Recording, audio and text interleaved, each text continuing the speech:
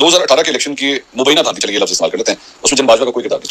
देखिए मेरे पास फ्रैंकली मुझे ये स्टेटमेंट देते हैं। मैं देखिए मैं ये कहूँ, अगर तो मेरे पास एविडेंस होती तो मैं आपसे छुपाता ना। चलिए तो नहीं था, मेरे पास एविडेंस कोई नहीं। स्टेटमेंट यही हुई ना कि नहीं था। नहीं देखिए मेरी स्टेटमेंट ये, मेरे पास एविडेंस कोई नहीं। आपकी स्टेटमेंट ये है कि ना मुझे ये नहीं पता कि उन्होंने की, मुझे ये नहीं पता उन्होंने नहीं की, आपके दोनों नहीं। जिन फैसले की मैं देखिए मंसूर, उनसे मेरा शिकवा किया जिन फैसले जी।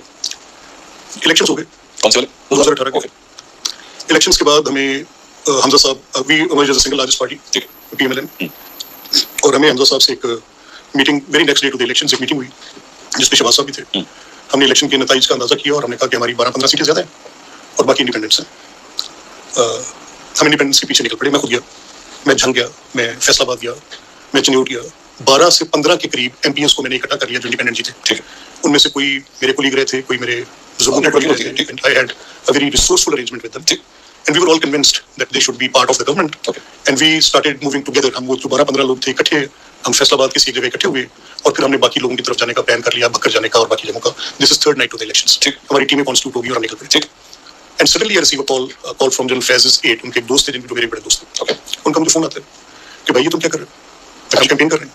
अच्छा। उन्होंने कहा अच्छा, तो मेरा ख्याल है कि तुम, अब जनरल फैज मुझे डायरेक्टली कॉल नहीं कर रहे थे, उनके दोस्त थे, बड़े करीबी दोस्त, हमारे आपस में बड़े गहरे मरासिम थे।